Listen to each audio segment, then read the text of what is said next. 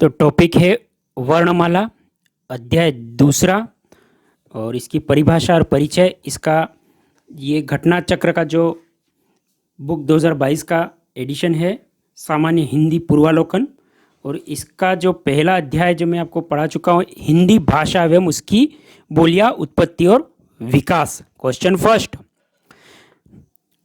हिंदी भाषा में कितने व्यंजन हैं? तो उत्तर है 33। व्याख्या भी देखेंगे इसकी, जिससे आपका जो कॉन्सेप्ट है वह भी क्लियर हो जाएगा। केंद्रीय निदेशालय द्वारा प्रस्तुत मानक हिंदी वर्णमाला में व्यंजनों की संख्या 33 है, जिसमें स्पर्श व्यंजन, अंतस्थ व्यंजन तथा ऊष्म व्यंजन आते हैं।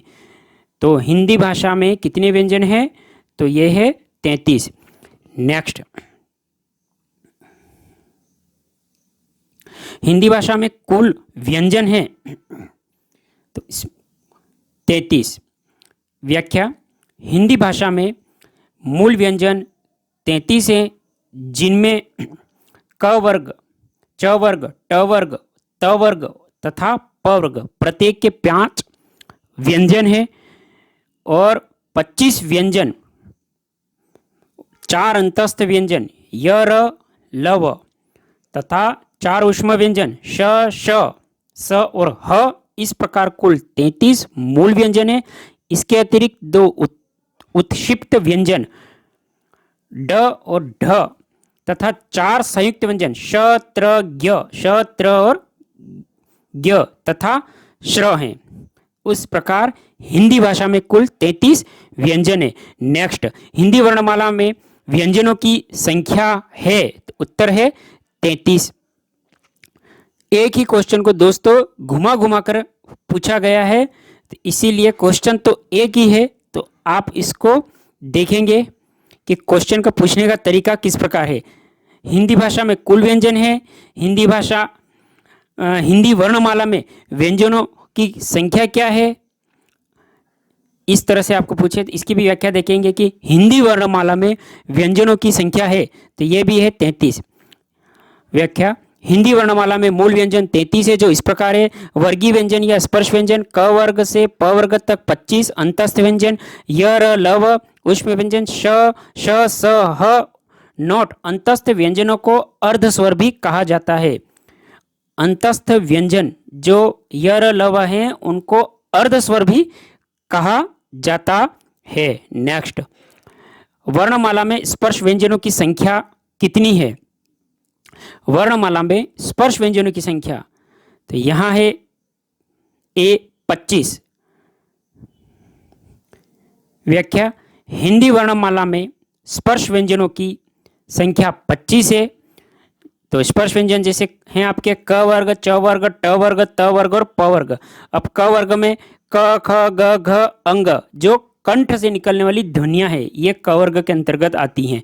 च वर्ग च, छ, ज, झ, ई जो तालव्य ध्वनियां कहलाती हैं च वर्ग की।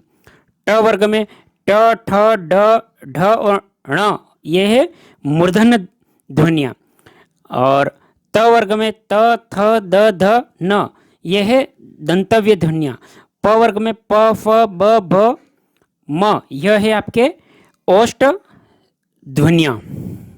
घटना चक्र पूर्वालोकन हिंदी 2022 एडिशन, और अध्याय है दूसरा वर्णमाला, जैसा कि आप थंबनेल में देख रहे हैं। और इस वर्णमाला अध्याय के टॉपिक में हम क्वेश्चन देखेंगे। परिभाषा एवं परिचय, स्वर, ह्रस्व स्वर, दीर्घ स्वर, प्लुत स्वर, अग्र स्वर, पश्च स्वर, संवृत स्वर, अर्ध विवृत स्वर, अन्य स्वर। और व्यंजन में कंठ व्यंजन, तालव्य व्यंजन, मूर्धन्य व्यंजन, दंत्य व्यंजन, ओष्ठ व्यंजन, अंतस्थ व्यंजन, ऊष्म व्यंजन, संयुक्त व्यंजन, अल्प प्राण वर्ण, महाप्राण वर्ण, अघोष वर्ण, सघोष और घोष वर्ण, अयुग्वा और विविध। ये सभी वर्णमाला के जो जितने भी ये टॉपिक हैं, इन सभी को इन वर्णमाला के टॉपिक के अध्याय 2 में हम पढ़ेंगे। दोस्तों, अगर आप हमारे चैनल पर पहली बार हैं तो हेमंत ऑनलाइन क्लासेस चैनल को सब्सक्राइब कर ले, वीडियो को लाइक और शेयर कर ले। दोस्तों, यह एकदम बिल्कुल निःशुल्क है। लाइक, सब्सक्राइब और शेयर का कोई कोई चार्ज नहीं लगता है। तो प्लीज़ चैनल को सब्सक्राइब करें, लाइक करें और वीडियो को शेयर करें। Next question. तो क्वेश्चन है, भाषा की सार्थक लघुत्तम इकाई किसे माना जाता है? तो उत्तर होगा बी, वर्ण को। इसकी भी व्याख्या देखेंगे। भाषा की सबसे छोटी लघुत्तम इकाई वर्ण अर्थात अक्षर है। भाषाविदों ने वर्ण के 3 भेद बताए हैं, जिसमें प्रथम स्वर वर्ण अक्षर जैसे अ, ई, उ और उ। द्वितीय व्यंजन वर्ण क, ख, ग, घ, अंग और च। तृतीय है संयुक्त वर्ण अक्षर श, त्र, श्र और ज्ञ। वर्णों का सार्थक क्रम जो निश्चित अर्थ दे उसे शब्द कहते हैं। इसे भाषा की सार्थक लघुत्तम इकाई कहते हैं, जैसे कमल, नयन, चयन आदि। नेक्स्ट, भाषा की सबसे छोटी इकाई है। भाषा की सबसे छोटी इकाई होगी वर्ण। इसकी भी व्याख्या देखेंगे कि भाषा की सबसे छोटी इकाई वर्ण कहते हैं। वर्ण उस मूल ध्वनि को कहते हैं जिसका खंड नहीं हो सकता। वस्तुतः वर्ण वह छोटी से छोटी ध्वनि है जो कर्ण कान का विषय है और जिसके टुकड़े नहीं किए जा सकते। नेक्स्ट, निम्नलिखित में से कौन सा वर्णमाला नहीं है? तो उत्तर होगा क। क वर्ण, क वर्ण तालव्य नहीं है। यह कंठ ध्वनि कंठ के अंतर्गत आती है।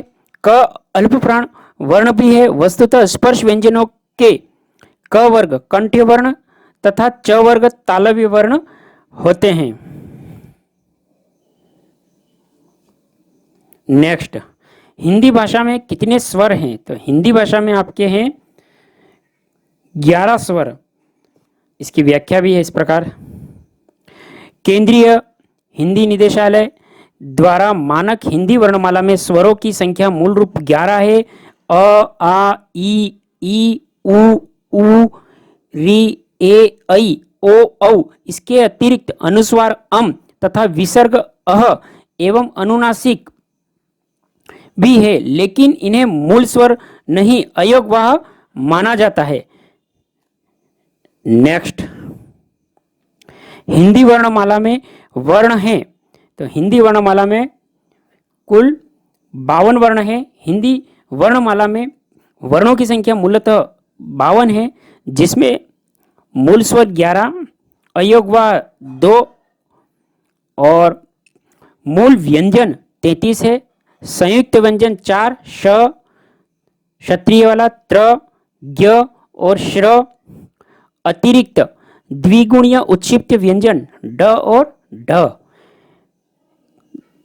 नेक्स्ट, वर्णमाला के प्रकार होते हैं। वर्णमाला के प्रकार होते हैं। तो उत्तर है आपका बी, स्वर, व्यंजन और अयोगवाह। स्वर, व्यंजन और अयोगवाह वर्ण भाषा की सबसे छोटी इकाई है। वर्णों को स्वर, व्यंजन, अयोगवाह के रूप में जाना जाता है तथा इनके व्यवस्थित क्रम को वर्णमाला कहते हैं। विकल्प में दिए गए अन्य शब्द जैसे ह्रस्व स्वर, प्लुत स्वर के प्रकार है तथा संयुक्त वर्ण 2 प्रकार के संयुक्त रूप को कहते हैं। व्यंजन और स्वर के संयुक्त रूप को क्या कहते हैं? नेक्स्ट, तो है अक्षर। व्यंजन और स्वर के संयुक्त रूप को अक्षर कहते हैं, जिनका शरण न हो कहते हैं। वस्तुतः ध्वनि को व्याकरण में अक्षर कहा जाता है। वर्णों का सार्थक क्रम जो निश्चित अर्थ दे उसे शब्द कहते हैं एवं 2 या 2 से अधिक शब्दों के सार्थक समूह जो निश्चित अर्थ दे उन्हें वाक्य कहते हैं। नेक्स्ट, वर्णमाला किसे कहेंगे? तो वर्णमाला के अनुसार आपका है उत्तर वर्णों के व्यवस्थित समूह को वर्णमाला कहेंगे। व्याख्या इस प्रकार, वर्ण या अक्षर उस ध्वनि को कहते हैं जिनके टुकड़े नहीं हो सकते, अर्थात यह भाषा की सबसे छोटी इकाई है। व्यंजन और स्वर के संयुक्त रूप को अक्षर कहते हैं। वर्णों के व्यवस्थित समूह को वर्णमाला कहते हैं। हिंदी के लिए प्रयुक्त देवनागरी लिपि में कुल 52 वर्ण हैं, जिनमें 11 स्वर, 2 अयोगवाह, 33 व्यंजन, द्विगुण व्यंजन तथा 4 संयुक्त व्यंजन आते हैं। वर्णों के समुदाय को क्या कहते हैं? उत्तर है वर्णमाला। वर्णों के समुदाय को वर्णमाला कहते हैं। वर्ण हमारी उच्चारित भाषा या वाणी की सबसे छोटी इकाई है। इन्हें इकाइयों को मिलाकर शब्द समूह और वाक्यों की रचना होती है। नेक्स्ट, हिंदी में ध्वनियां कितने प्रकार की होती हैं? उत्तर है आपका दो। व्याख्या इस प्रकार, हिंदी में ध्वनियां दो प्रकार की होती हैं, स्वर एवं व्यंजन।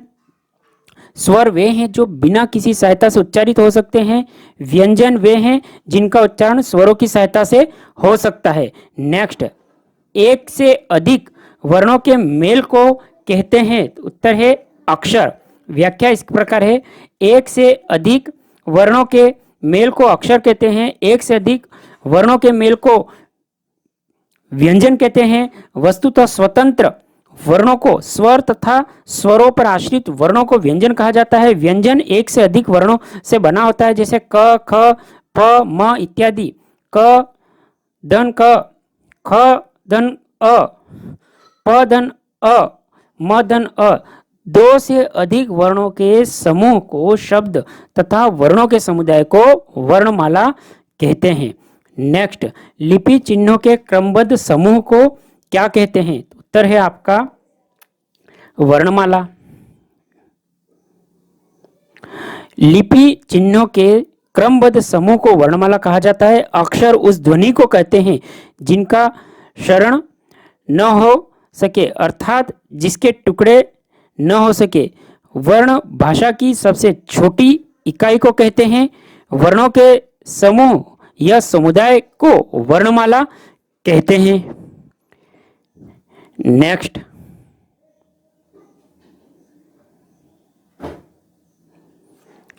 स्वर, दीर्घ स्वर। अब यहां स्वर है तो क्वेश्चन होगा आपका, जिनका उच्चारण स्वतंत्रता से होता है और जो व्यंजन के उच्चारण में सहायक होते हैं उसे कहते हैं तो स्वर कहते हैं। व्याख्या भी देखेंगे इसकी। जिस वर्ण का उच्चारण स्वतंत्रता से होता हो और जो व्यंजनों के उच्चारण में सहायक होते हैं उन्हें स्वर कहा जाता है। व्यंजन एक से अधिक वर्णों का मेल होता है जो स्वरों की सहायता से उच्चारित होता है। विसर्ग का प्रयोग तत्सम शब्दों में होता है तथा यह स्वर के बाद आता है। संज्ञा उस विकारी शब्द को कहते हैं जिससे किसी विशेष वस्तु, भाव और जीव के नाम का बोध हो। अब है ह्रस्व स्वर। सभी स्वर होते हैं तो अल्पप्राण। व्याख्या इस प्रकार है, सभी स्वर अल्पप्राण होते हैं। एक तरफ आपके अल्पप्राण और महाप्राण, तो यहाँ है अल्पप्राण में हकार जैसी ध्वनि नहीं निकलती है, जबकि महाप्राण में हकार जैसी ध्वनि निकलती है। दूसरा इसका अल्पप्राण में, अल्पप्राण वर्णों के उच्चारण में कम श्रम करना पड़ता है। अल्पप्राण वर्णों के उच्चारण में कम श्रम करना पड़ता है, जबकि महाप्राण वर्णों के उच्चारण में अधिक श्रम करना पड़ता है क्योंकि श्वास अधिक निकलती है। तीसरा, सभी स्वर वर्ण और प्रत्येक स्पर्श व्यंजन का पहला तीसरा पांचवा वर्ण एवं अंतस्थ व्यंजन अल्पप्राण होते हैं। महाप्राण प्रत्येक स्पर्श व्यंजन वर्ग का दूसरा, चौथा तथा सभी ऊष्म व्यंजन वर्ण महाप्राण होते हैं। नेक्स्ट, हिंदी भाषा में ह्रस्व स्वरों की संख्या कितनी है? तो यहां है आपके दो। जिन स्वरों की उत्पत्ति दूसरे स्वरों से नहीं होती है वे ह्रस्व स्वर कहलाते हैं। ये चार होते हैं, अ, ई, उ, री। अ, ई और अ, ई, उ और री।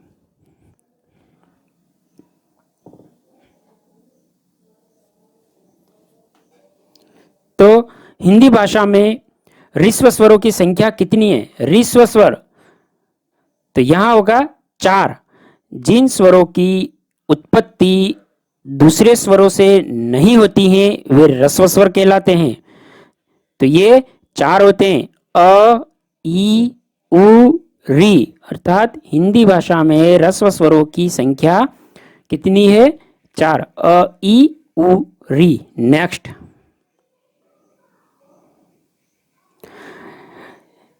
निम्न में से दीर्घ स्वर कौन सा है? तो उत्तर होगा आ।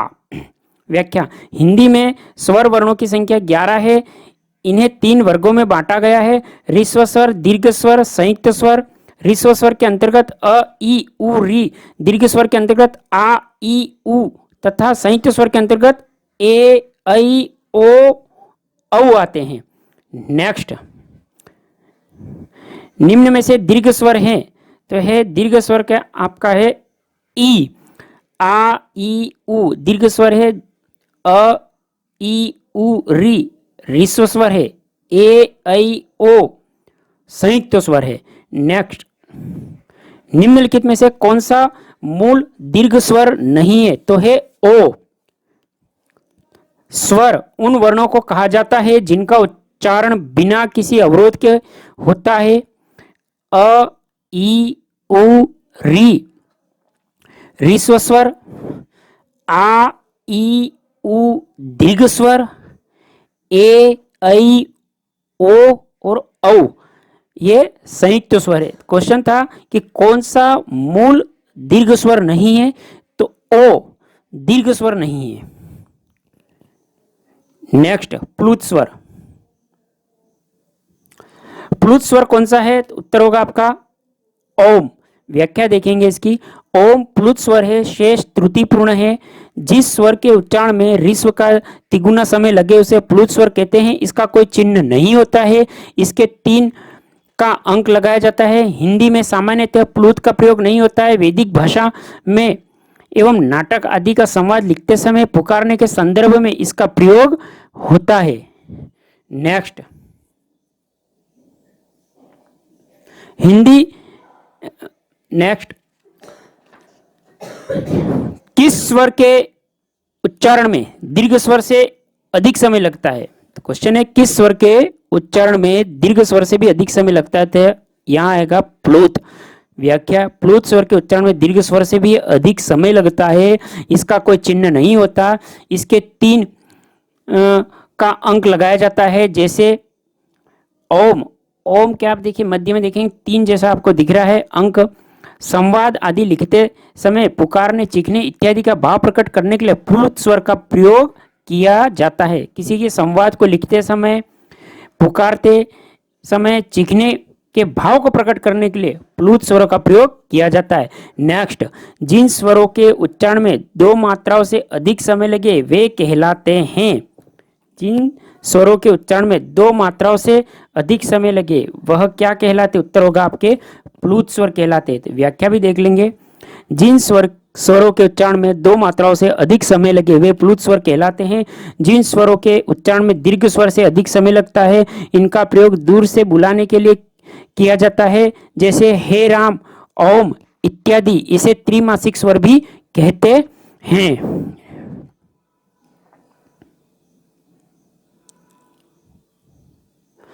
अग्रस्वर। तो क्वेश्चन है हिंदी स्वरों का वर्गीकरण जब जीभ के भाग के आधार पर किया जाता है तो निम्नलिखित में से कौन सा भेद इसके अंतर्गत नहीं आएगा? तो डी आपका है विवृत स्वर। स्वर उच्चारण में जीभ का अग्र, मध्य और पश्च भाग सहायक सिद्ध होता है। इसी के आधार पर हिंदी स्वरों को 3 भागों में विभाजित किया जा सकता है, अग्र स्वर, मध्य स्वर, पश्च स्वर। मुख के खुलने की स्थिति के आधार पर स्वर के 4 भेद विवृत, अर्धविवृत, अर्धसंवृत और संवृत।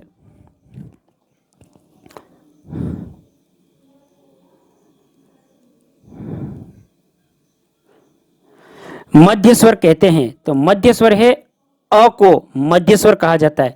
इसकी व्याख्या भी हम देखेंगे।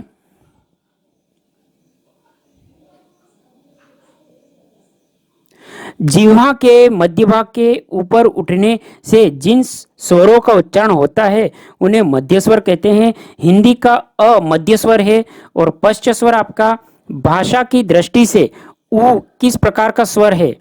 तो आपका होगा पश्च स्वर। भाषा की दृष्टि से उ एक पश्च स्वर है। व्याख्या इस प्रकार है, भाषा विज्ञान की दृष्टि से उ के उच्चारण में जीभ का पश्च भाग काम करता है, अतः यह पश्च स्वर है। उ के उच्चारण में ओष्ठ व्रतमुखी या गोलाकार तथा जीभ ऊपर उठने के कारण संवृत स्वर भी होता है। अब है संवृत स्वर। संवृत स्वर के अंतर्गत आप देखेंगे निम्न में लिखित में से कौन सा स्वर समृद्ध स्वर है? तो है ई। समृद्ध वे स्वर होते हैं जिनका उच्चारण में मुख विवर छिद्र लगभग बंद रहता है, जैसे ई उ और उ। नेक्स्ट, अर्धविवृत स्वर। अर्धविवृत स्वर के अंतर्गत आप देखेंगे ऐ। अब यहां देखेंगे कि ऐ एक अर्धविवृत स्वर है।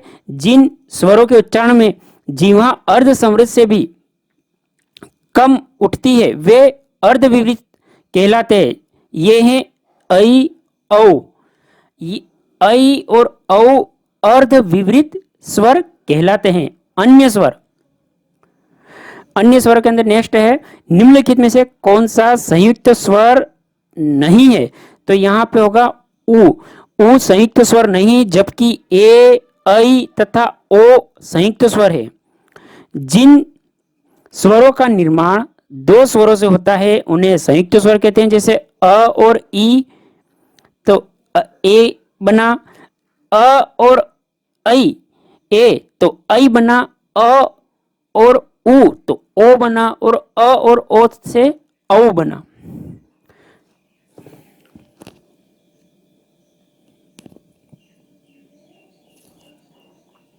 नेक्स्ट, निम्नलिखित में से कौन सा स्वर कंठ तालव्य है? तो आपका होगा ऐ। ए और ऐ स्वर कंठ तालव्य है। अ और आ कंठ्य है। ई और ई तालव्य है तथा ओ और औ स्वर कंठोष्ठ है। तो आपका है यहाँ पे ए और ऐ का उच्चारण स्थान कौन सा है? तो यहाँ होगा कंठ तालव्य। व्याख्या इस प्रकार, ए और ऐ का उच्चारण स्थान कंठ तालव्य है। वर्णों का उच्चारण स्थान तालव्य ई च वर्ग, य तथा श मूर्धन्य, री और ट वर्ग, र तथा श वर्ग दंत्य, त वर्ग तथा ल तथा स ओष्ठ में है। उ तथा प वर्ग कंठ तालव्य में। ए और ऐ कंठोष्ठ में, ओ और औ और दंतोष्ठ में है व। नेक्स्ट, निम्नलिखित में से कौन सा शब्द अनुनासिकता है? तो यहां है आपके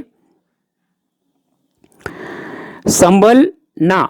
संभालना शब्द में अनुनासिकता का प्रयोग हुआ है। जिन शब्दों के उच्चारण में श्वास का निकास मुंह एवं नाक दोनों होता है उन शब्दों को अनुनासिक शब्द कहा जाता है। और नेक्स्ट है, अनुनासिक स्वर वाला शब्द है तो यहां होगा पांव। व्याख्या, जिन स्वरों को बोलते समय मुंह और नाक दोनों का प्रयोग किया जाता है उन्हें अनुनासिक स्वर कहते हैं।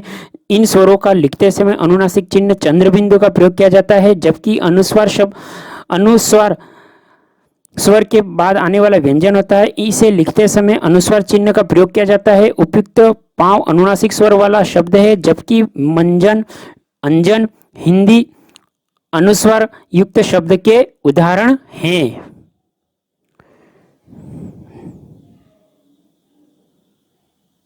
नेक्स्ट, कौन से शब्द में अनुनासिक हैं? कौन से शब्द में अनुनासिक हैं? तो यहां है आपके कंटीला।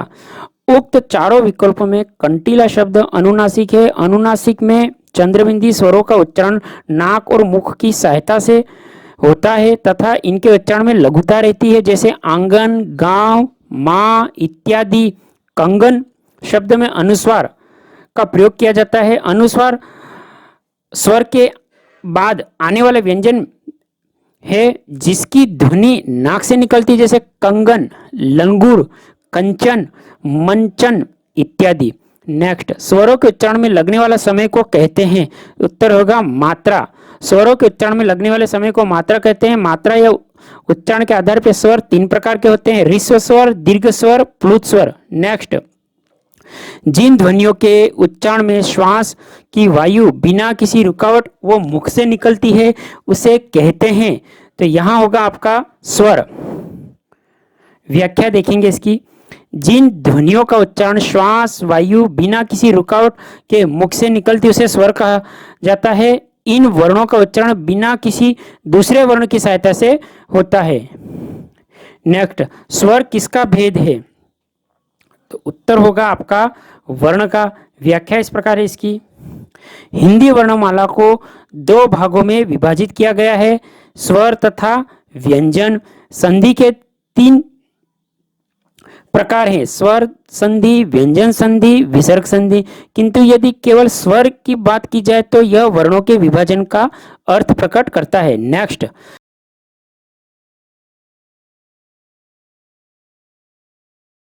है मात्रा स्वर को क्या कहते हैं? तो उत्तर है समरूप ग्राफीम। तो इसकी व्याख्या भी देखेंगे कि नागरी लिपि में मात्रा पद्धति है, ये मात्राएं स्वरों के चिन्ह होती हैं। जब कभी कोई व्यंजन किसी स्वर के साथ आता है तब उसके साथ पूरा स्वर नहीं लिखा जाता, केवल स्वर की मात्रा लिखी जाती है। मात्रा स्वर की समरूप ग्राफीम कही जाती है। नेक्स्ट, ओ और औ किस प्रकार के वर्ण है? तो उत्तर है कंठोष्ठ। ओ और औ कंठोष्ठ वर्ण है। व्याख्या, ओ और औ कंठोष्ठ वर्ण है। ओ को अर्ध स्वर तथा औ को अर्ध विवृत स्वर कहते हैं। वस्तुतः कंठ द्वारा जीभ और ओठों के स्पर्श से बोले जाने वाले वर्णों को कंठोष्ठ वर्ण कहते हैं। दांत से जीभ और ओठों के स्पर्श से बोले जाने वाला वर्ण दंतोष्ठ कहलाता है। हिंदी वर्णमाला में केवल वह वर्ण ही दंतोष्ठ है। मूर्धा और जीभ के स्पर्श से बोले जाने वाले वर्णों को मूर्धन्य कहते हैं। तालु और जीभ के स्पर्श से बोले जाने वाले वर्णों को तालव्य वर्ण कहते हैं। नेक्स्ट, किस वर्ण का उच्चारण स्थान कंठ और तालु है? तो उत्तर है ऐ। व्याख्या, ऐ वर्ण का उच्चारण स्थान कंठ और तालु दोनों है, अर्थात कंठ तालव्य वर्ण है।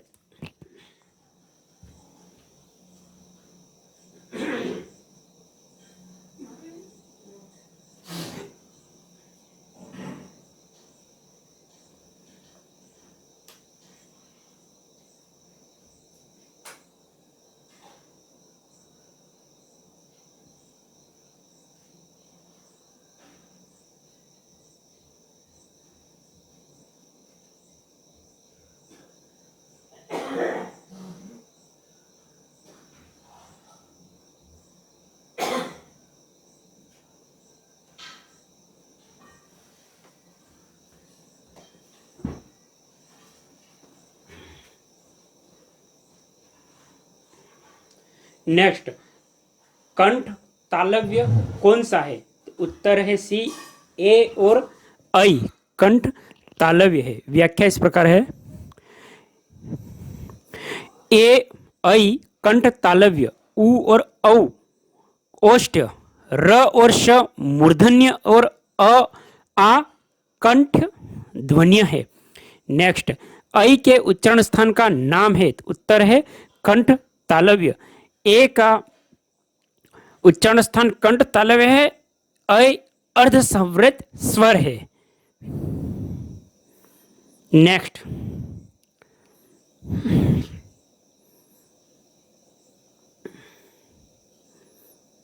स्वर ए और ऐ का उच्चारण स्थान कौन सा है?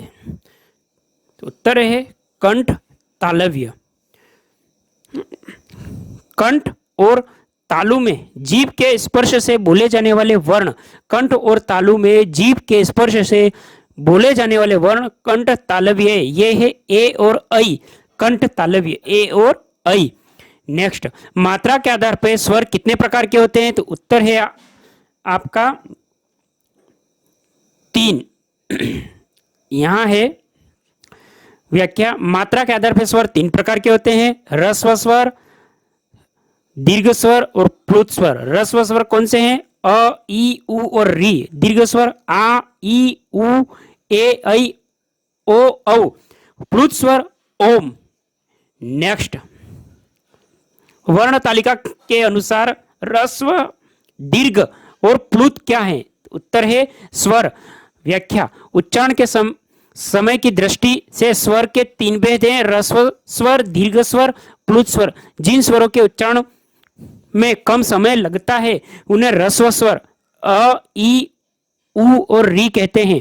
जिन स्वरों के उच्चारण में ह्रस्व स्वरों से अधिक समय लगता है उन्हें दीर्घ स्वर आ, ई, उ, ए, ऐ, ओ और औ कहते हैं। ये दीर्घ स्वर है। जिन स्वरों के उच्चारण में दीर्घ स्वर से भी अधिक समय लगता है उन्हें प्लुत स्वर कहते हैं। जैसे सुनो। नेक्स्ट, जिनकी ध्वनि केवल मुख से निकलती है, यह है उत्तर है निर्नुनासिक। व्याख्या, जब स्वरों के उच्चारण में वायु केवल मुख से निकलती है तो उन्हें मौखिक या निर्नुनासिक स्वर कहते हैं। जैसे अ, आ, ई, उ, ए, ऐ, ओ और औ। अब यहां हम देखेंगे स्वरों का जो ये वर्गीकरण है, मात्रा के आधार पर, जीभ के भाग के आधार पर, वायु नाक और मुख के रास्ते से निकलने के आधार पर और ओष्ठों की स्थिति के आधार पर। अब यहां हम है कि ह्रस्व स्वर, ह्रस्व स्वर बताया जैसे आगे आपको अ, ई, उ, और इसके नीचे हम देखेंगे दीर्घ स्वर आ, ई, उ, ए, ऐ, ओ, औ। अब है यहाँ आपके जीभ के भाग के आधार पर, तो अग्र स्वर में ई, बड़ी ई, ए, बड़ा ए, ऐ। मध्य स्वर में अ, पश्च स्वर में उ, ए, ऐ, ओ, औ, आ। निर्नुनासिक, वायु का केवल मुख से निकलना आ, ई, उ, ए, ऐ, ओ और औ। व्रतमुखी, गोलाकार जैसे कि औ, उ, ओ, औ और औ। ये व्रतमुखी है जिसमें होठों के आधार एक व्रत बनता है इन का उच्चारण करने पर वर्णों का। नेक्स्ट, अब है यहाँ पे आपके देखेंगे अनुनासिक। अनुनासिक कौन है? वायु और मुख व नाक दोनों से निकलने पर आ, ई, उ, ए, ऐ और औ। अब अव्रतामुखी जिसमें व्रत नहीं बनता है आ, ई, ए, ऐ। अब यहां आप देखेंगे अनुनासिक के नीचे भी इनमें आ के अनुनासिक रूप का प्रयोग हिंदी में नहीं होता है। नेक्स्ट, स्वर ध्वनि के प्रकार। डी, उपयुक्त, दीर्घ, प्लुत, ह्रस्व। स्वर ध्वनि के प्रकार, स्वर के तीन भेद है, ह्रस्व स्वर, दीर्घ स्वर, प्लुत स्वर। ह्रस्व, दीर्घ, प्लुत, ये स्वरों के प्रकार है। नेक्स्ट, हिंदी की अग्र अवृत्ताकार संवृत स्वर ध्वनि है, बी, ई। हिंदी में अग्र अवृत्ताकार स्वर ध्वनि ई है। अब यहां इसकी व्याख्या देखेंगे।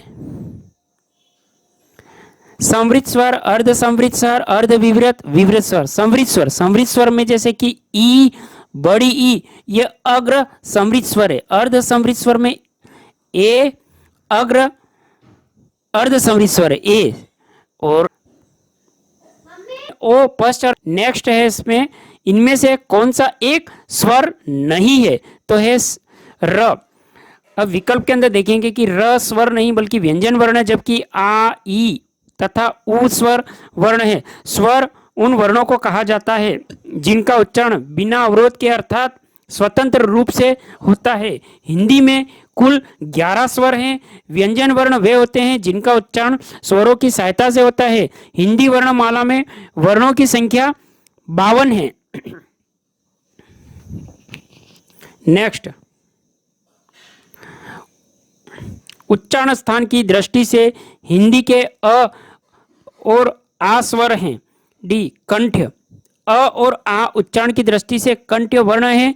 अन्य महत्वपूर्ण तथ्य, ह सघोष, उष्म, महाप्राण, निर्नुनासिक व्यंजन वर्ण है।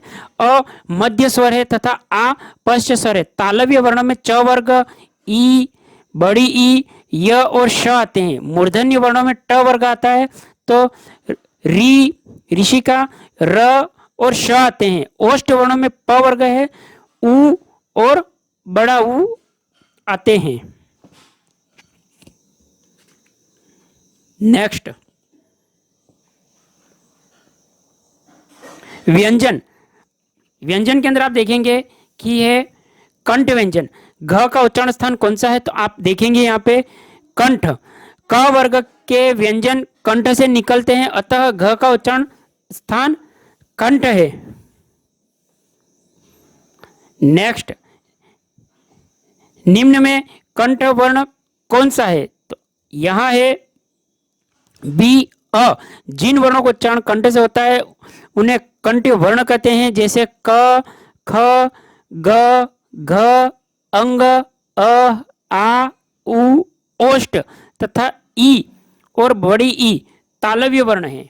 नेक्स्ट, निम्न में कंठ वर्ण है, तो यहां है आपके बी आ, ह और विसर्ग। आ, ह और विसर्ग ये कंठ वर्ण है। व्याख्या, आ, क, ख, ग, घ, अंग, ह तथा विसर्ग अ और आ, क वर्ग पूरा और विसर्ग ये कंठ वर्ण है। नेक्स्ट, निम्नलिखित में कंठ ध्वनियां कौन सी हैं? तो आप देखेंगे क और ख ये कंठ ध्वनियां हैं। व्याख्या, कंठ और निचली जीभ के स्पर्श से बोले जाने वाले वर्ण कंठ कहलाते हैं। इस प्रकार की ध्वनियों को कंठ ध्वनियां कहते हैं। इसके अंतर्गत अ, आ, क वर्ग, क, ख, ग, घ, अंग, ह और विसर्ग आते हैं।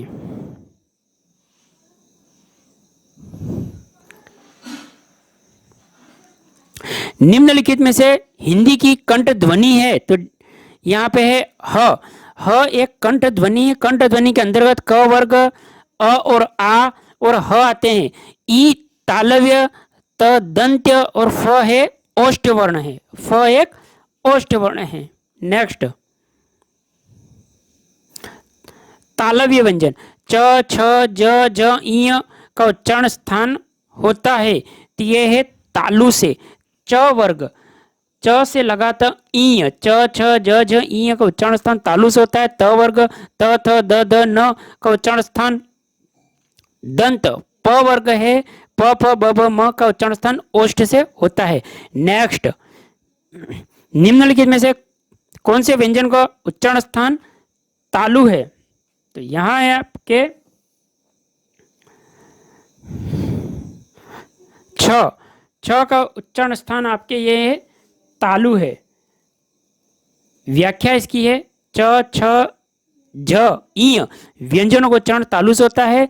इन व्यंजनों को तालव्य व्यंजन कहते हैं। क कंठ, ड मूर्धन्य तथा म ओष्ठ वर्ण है। नेक्स्ट, श का उच्चारण स्थान है, श का उच्चारण स्थान तो ये आपका तालु। तालु और जीभ के स्पर्श से बोले जाने वाले वर्ण ई और ई, च वर्ग और श है। नेक्स्ट, श ध्वनि का उच्चारण स्थान क्या होता है? तो तालु।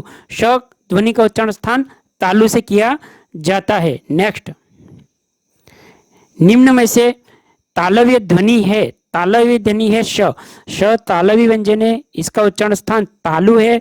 क कंठ व्यंजन, ट मूर्धन्य व्यंजन तथा प ओष्ठ है। नेक्स्ट, च वर्ग ध्वनिया किस वर्ग में आती है? च वर्ग की ध्वनिया तो ये आती है आपके तालव्य में। व्याख्या, तालु और जीभ के स्पर्श से बोले जाने वाले वर्ण तालव्य कहलाते हैं, जिसके अंतर्गत ई और च वर्ग पूरा, ई और च वर्ग पूरा, च, छ, ज, झ, ई तथा य और श आते। तो ई, बड़ी ई, य और श तथा च वर्ग पूरा ये आपके तालव्य व्यंजन कहलाते हैं। नेक्स्ट, ई, च, छ, ज, झ, ई आदि का उच्चारण किससे होता है?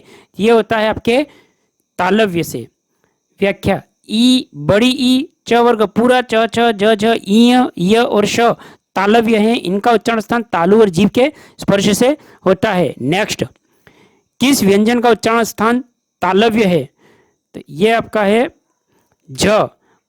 व्याख्या इसकी देखेंगे, झ का उच्चारण स्थान तालव्य है, ग का उच्चारण स्थान कंठ, न का दंत्य और म का उच्चारण ओष्ठ है। तो यहां नेक्स्ट है उच्चारण स्थान के आधार पे ई व्यंजन है। तो ई आपके है तालव्य। व्याख्या देखेंगे, उच्चारण स्थान के आधार पे ई व्यंजन तालव्य होता है। च वर्ग का उच्चारण तालु से होता है।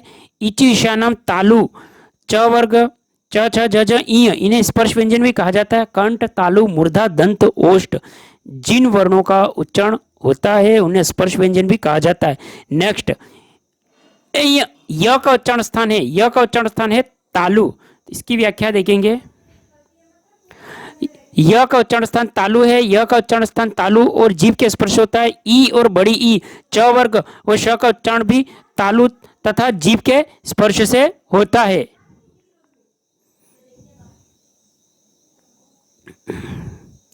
हिंदी में श ध्वनि है, हिंदी में श आपके तालव्य, हिंदी में श ध्वनि तालव्य है। हिंदी में च वर्ग, च छ ज झ ई तथा श ध्वनि तालव्य के अंतर्गत आती है तथा इचु ईशानम तालु सूत्र के अनुसार श का उच्चारण स्थान तालु होता है।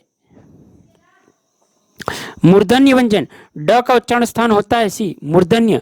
ड, ट वर्ग का उच्चारण स्थान एक मूर्धन्य है। ट वर्ग का उच्चारण स्थान सी, मूर्धा। ट वर्ग का उच्चारण स्थान मूर्धा होता है। इस वर्ग में ट, ठ, ड, ढ और ण आते हैं। हिंदी में मूर्धन्य ध्वनियां हैं, हिंदी में मूर्धन्य ध्वनियां है ट, ठ, ड, ढ और ण। व्याख्या है, ट, ठ, ड, ढ, ण, ट, ठ, ड और ढ मूर्धन्य व्यंजन के अंतर्गत आते हैं। च, छ, ज, झ, ई और य और श का उच्चारण स्थान तालु है, अतः ये तालव्य ध्वनियां है।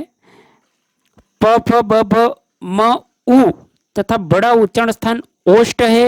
अंत में ये ओष्ठ ध्वनियां त, थ, द, ध, न, ल तथा स ये है दंत ध्वनियां हैं।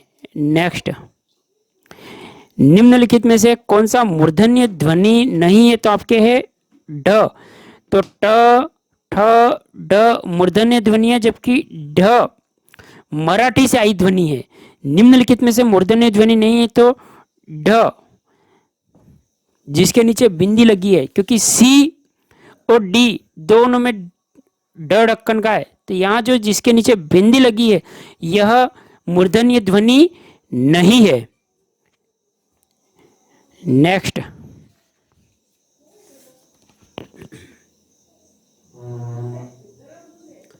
ट वर्ग में किस प्रकार के व्यंजन है? ट वर्ग में आप देखेंगे मूर्धन्य। व्याख्या है, मूर्धा और जीभ के स्पर्श वाले वर्ण मूर्धन्य कहलाते हैं। इसके अंतर्गत री, ट वर्ग, ट, ठ, ड, ढ और ण और र और श आते हैं। दंत्य व्यंजन, दंत्य व्यंजन, दंत्य व्यंजन के अंदर है उच्चारण स्थान की दृष्टि से कौन सा विकल्प शुद्ध है? तो यहां है आपके ए सदंत्य, सदंत्य उच्चारण स्थान की दृष्टि से शुद्ध विकल्प है। और आप देखेंगे कंठ वर्ण अ और आ और क वर्ग और ह विसर्ग, कंठ वर्ण आपके क वर्ग पूरा, अ और आ और विसर्ग ये आपके कंठ है। तालव्य के अंदर च वर्ग, ई और य और श। मूर्धन्य व्यंजन है ट वर्ग, री और र और श। री, ट वर्ग पूरा, र और श। दंत में है त वर्ग और ल और स। नेक्स्ट, त वर्ग की ध्वनियों का उच्चारण स्थान है, तो ये आपका है दंत्य। त वर्ग में त, थ, द, ध, न ध्वनियों का उच्चारण स्थान दंत्य है।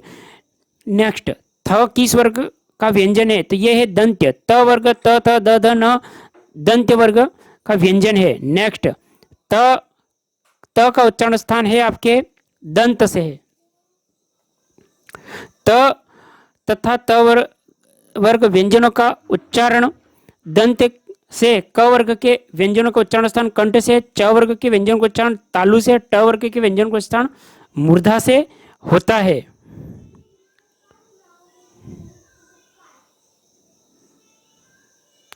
निम्न में से दंत्य वर्ण आपके है त।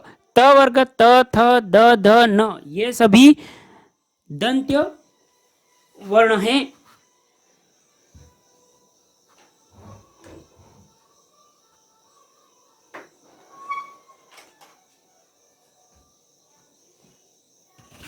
नेक्स्ट, द ध्वनि का उच्चारण स्थान के आधार पे होता है, तो ये आपका देखेंगे दंत्य। उदाहरण व्याख्या इसकी है, द ध्वनि का उच्चारण स्थान की दृष्टि से दंत्य वर्ग है। दंत्य वर्ग के अंतर्गत त वर्ग तथा ल स वर्ण आते हैं।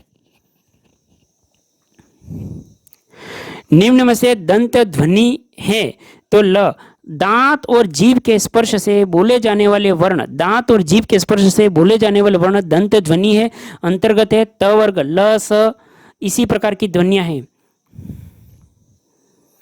जिनका उच्चारण ऊपर के दांतों पर जीभ लगाने से होता है। बी दंत्य,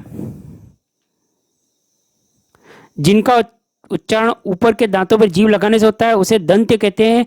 इसके अंतर्गत त वर्ग त थ द ध न ल और स आते हैं, यह दंत हैं। निम्नलिखित में से दंत्य ध्वनि है तो त थ द ध न ल स दंत ध्वनिया, त थ द ध न और ल और स, ये दंत ध्वनियां है। ओष्ठ व्यंजन, ओष्ठ व्यंजन के अंतर्गत आप देखेंगे प फ भ और म डैश व्यंजन होते हैं, तो ये आपका होगा ओष्ठ्य। प से लगा तक म तक ये ओष्ठी व्यंजन है। और त थ द ध न दंती व्यंजन है। च छ ज ज इ तालव्य व्यंजन है। और क ख ग घ अहंग कंठ व्यंजन है।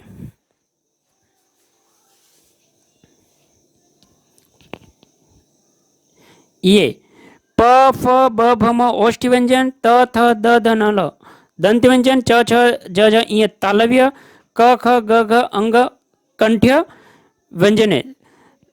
दोस्तों, अगर आप हमारे चैनल हेमंत ऑनलाइन क्लासेस पर पहली बार हैं तो प्लीज़ चैनल को सब्सक्राइब कर लें, वीडियो को लाइक कर लें और इस वीडियो को अपने सभी ग्रुपों में शेयर करें। दोस्तों, सब्सक्राइब करने का, लाइक करने का, शेयर करने का कोई चार्ज नहीं है, यह एकदम बिल्कुल निःशुल्क है। तो आप हमारे चैनल को सब्सक्राइब करें, लाइक करें और इस वीडियो को शेयर करें।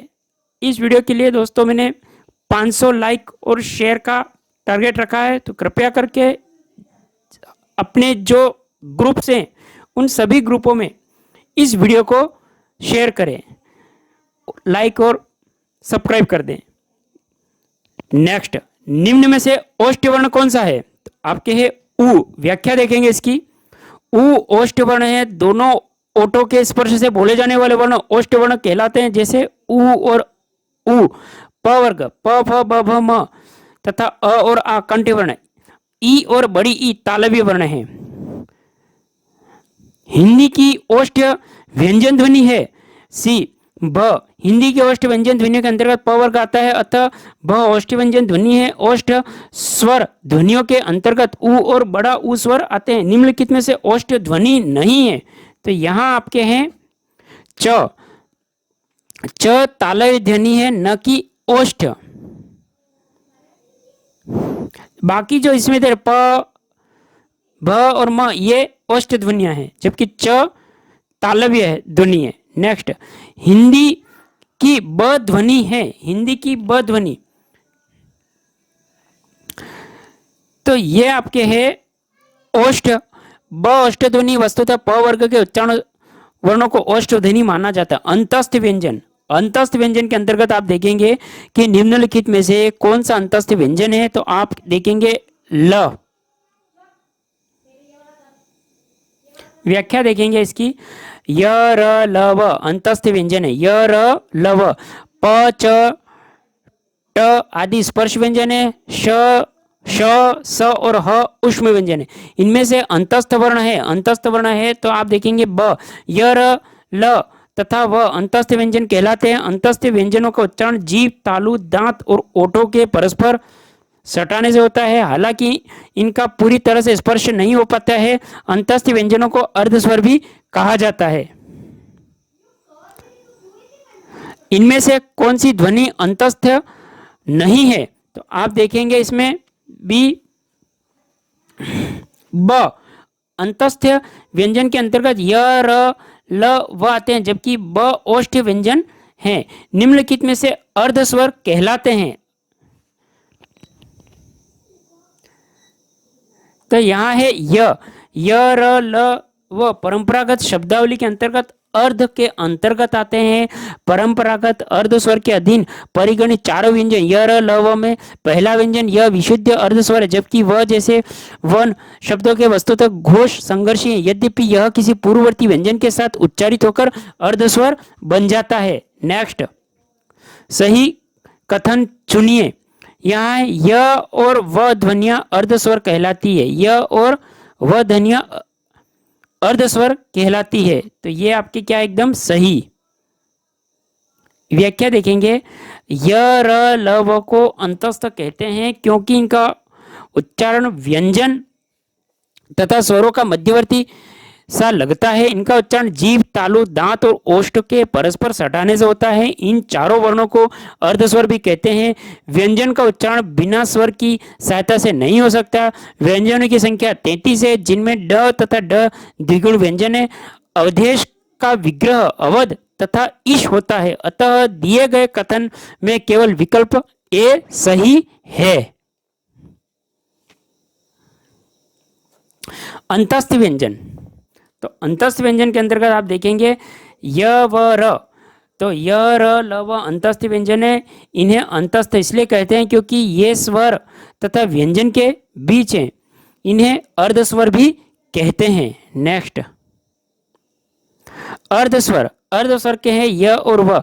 य र ल व को अर्धस्वर तथा अंतस्थ व्यंजन भी कहा जाता है। नेक्स्ट, इनमें से कौन सा वर्ण स्पर्श व्यंजन नहीं है? उत्तर है डी य। हिंदी में यह वर्ण स्पर्श व्यंजन नहीं होता, यह अंतस्थ व्यंजन है।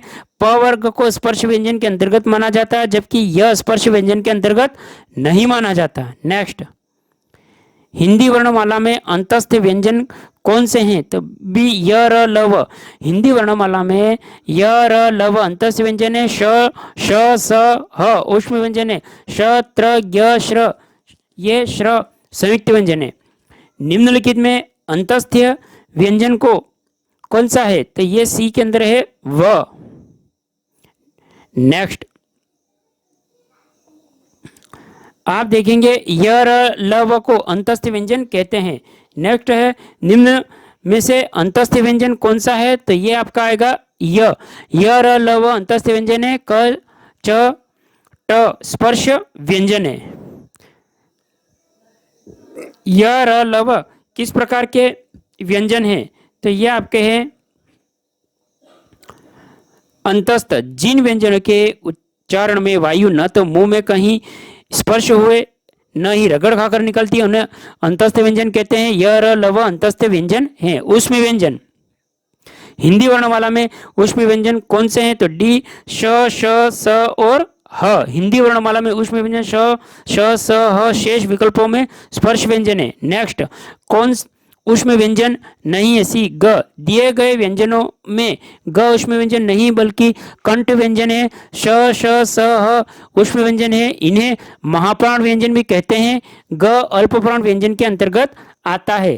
श श और स के अंतर्गत तो ये आता है आपके ऊष्म। श श स और ह ये ऊष्म व्यंजन है।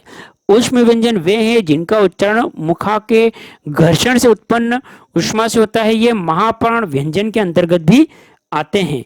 नेक्स्ट,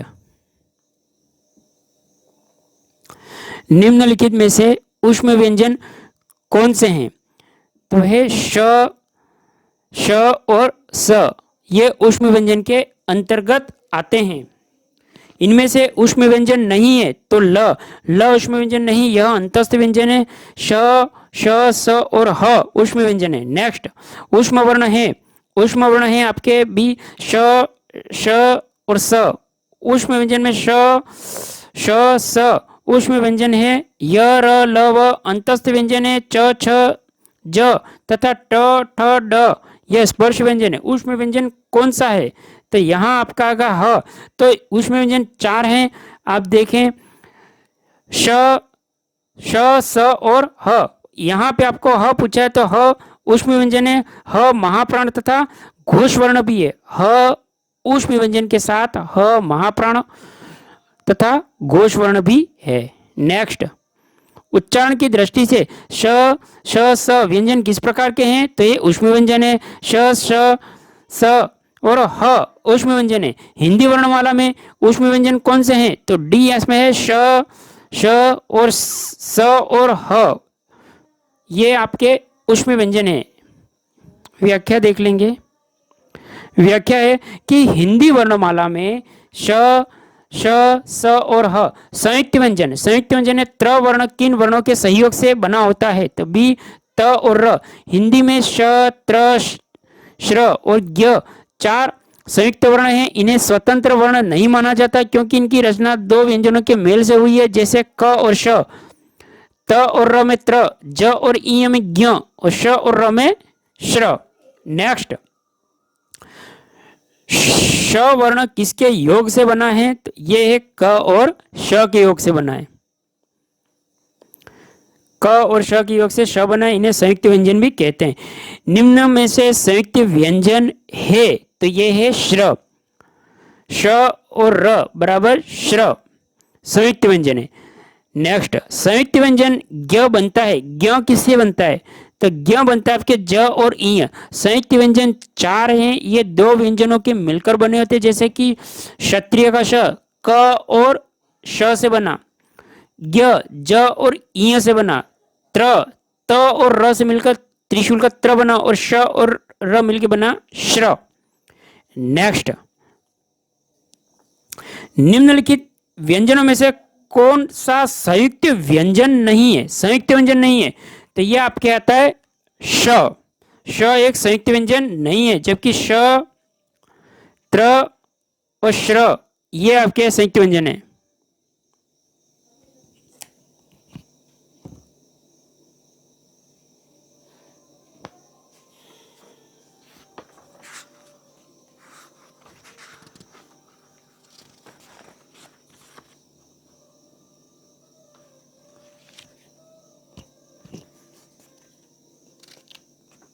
व्याख्या इसकी देख लेते हैं। श संयुक्त व्यंजन नहीं बल्कि यह ऊष्म ऊष्म मूर्धन्य महाप्राण एवं अघोष व्यंजन है। नेक्स्ट, श्र एक संयुक्त व्यंजन है। इसमें किन दो वर्णों को सम्मिलित किया गया है? तो ये आपका आएगा सी श और र वर्णों को। हिंदी में चार संयुक्त व्यंजन है जिनका निर्माण दो व्यंजनों के योग से हुआ है। हिंदी में चार संयुक्त व्यंजन है जिनका निर्माण दो व्यंजनों के योग से हुआ है। तो यह आपके है श, क और श, त्र, त और र, ज्ञ, ज और इ, श्र, श और र। नेक्स्ट, दो व्यंजन जब एक साथ मिलते हैं तो क्या कहलाते हैं? ये आपका आएगा संयुक्त व्यंजन कहलाते हैं।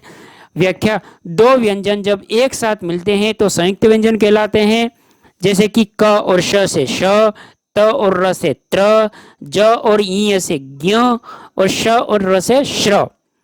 नेक्स्ट, निम्न में से संयुक्त व्यंजन कौन सा नहीं है? संयुक्त व्यंजन कौन सा नहीं है? तो आपके यह एक संयुक्त व्यंजन नहीं है, जबकि श, त्र, ज्ञ, श, त्र और ज्ञ संयुक्त व्यंजन है, जबकि यह अंतस्थ व्यंजन है। नेक्स्ट, निम्नलिखित में से नासिक व्यंजन नहीं है। नासिक व्यंजन नहीं है तो थ दंत व्यंजन है, जबकि ई, म तथा न नासिक व्यंजन है। हिंदी वर्णमाला में कुल 5 नासिक व्यंजन है, ड, ई, ण और न तथा म और ड कंठ, ई तालव्य, ड मूर्धन्य एवं म ओष्ठ वर्ण के व्यंजन है। नेक्स्ट, जब दो समान व्यंजन आपस में मिलते हैं तो उन्हें क्या कहते हैं? तो बी होता है इनका द्वित्व व्यंजन। जब दो समान व्यंजन आपस में मिलते हैं तो उन्हें द्वित्व व्यंजन कहते हैं, जैसे कि दिक्कत, अक्षुण इत्यादि। इन्हें युग्म ध्वनि भी कहते हैं। जब एक ध्वनि दो व्यंजनों से संयुक्त होती है तो उसे समृद्ध ध्वनि कहते हैं, जैसे कि चंबल। नेक्स्ट, व्यंजन गुच्छ वाला शब्द है तो बी आपका है क्यारी। संयुक्त व्यंजन दो भिन्न व्यंजनों के संयोग से बनते हैं, जैसे कि क्यारी, कच्छा, प्याला, कत्था इत्यादि। इन्हें व्यंजन गुच्छ भी कहते हैं। अल्पप्राण वर्ण के अंतर्गत आप देखेंगे कि निम्न में से अल्पप्राण व्यंजन कौन सा है, तो बी होगा ग। दिए गए व्यंजनों में अल्पप्राण व्यंजन ग है। ऐसे वर्ण जिनके उच्चारण में श्वास अल्प मात्रा में निकलती है उसे अल्पप्राण व्यंजन कहते हैं। प्रत्येक वर्ग का पहला, तीसरा, पांचवा वर्ण अल्पप्राण व्यंजन है, जबकि दूसरा और चौथा वर्ण महाप्राण होता है। क वर्ग का प्रथम अक्षर क, तीसरा अक्षर ग, इसी प्रकार अन्य व्यंजन भी अल्पप्राण आते हैं। नेक्स्ट, निम्न में से कौन एक अल्पप्राण ध्वनि है? एक क, निम्न में से क एक अल्पप्राण ध्वनि है। स्पर्श व्यंजन वर्ग का पहला, तीसरा तथा पांचवा वर्ण अल्पप्राण होता है, जैसे क, ग, अंग, च, ज, इ, ट, ड और ण इत्यादि ये अल्पप्राण ध्वनि है।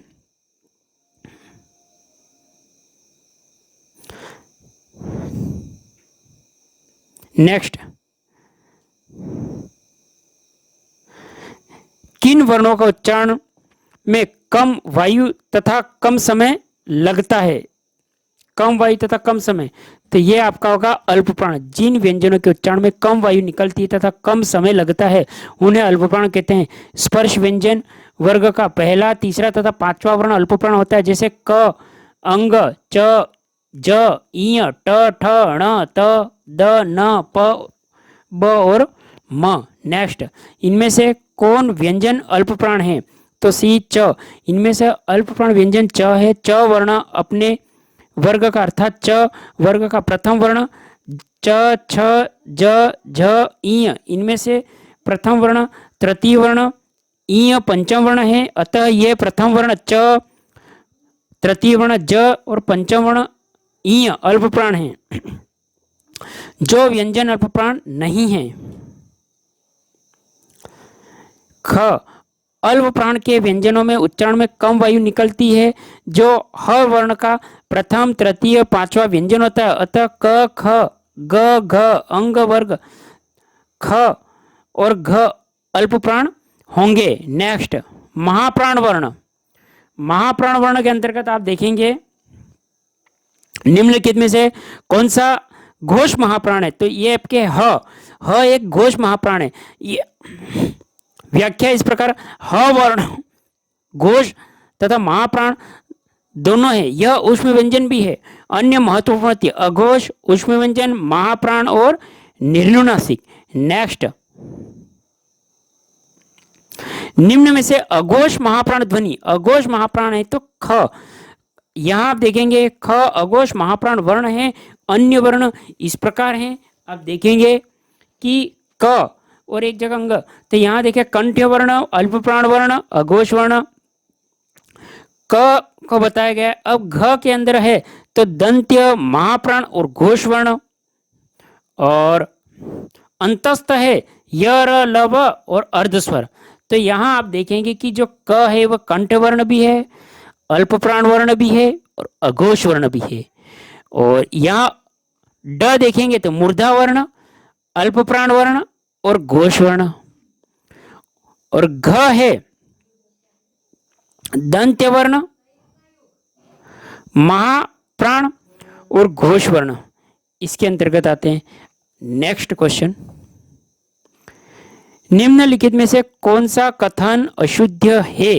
तो ये आपके दो महाप्राण व्यंजनों का उच्चारण एक साथ हो सकता है, यह अशुद्ध है। व्याख्या है कि दो महाप्राण व्यंजनों का उच्चारण एक साथ हो सकता है, यह कथन अशुद्ध है। वस्तुतः दो महाप्राण व्यंजनों का उच्चारण एक साथ संभव ही नहीं हो सकता। हिंदी में ज्ञ उच्चारण परंपरा से अलग हो गया है। ज्ञ संयुक्त व्यंजन है जो ज और इ के योग से बना है और इसका उच्चारण ज और इ से अलग है। श संयुक्त व्यंजन है और यह क तथा श के योग से बना है।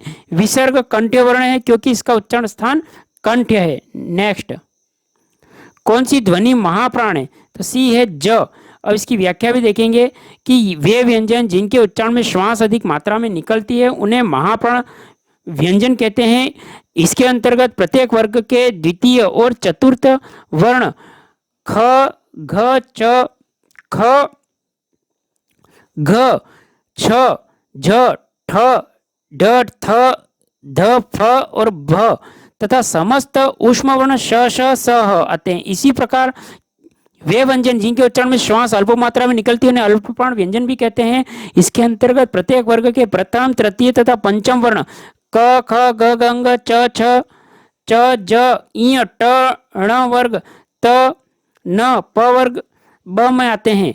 अंतस्थ व्यंजन य, र, लव भी अल्पप्राण व्यंजन है। अतः स्पष्ट है कि ज महाप्राण व्यंजन नहीं बल्कि अल्पप्राण व्यंजन है। नेक्स्ट,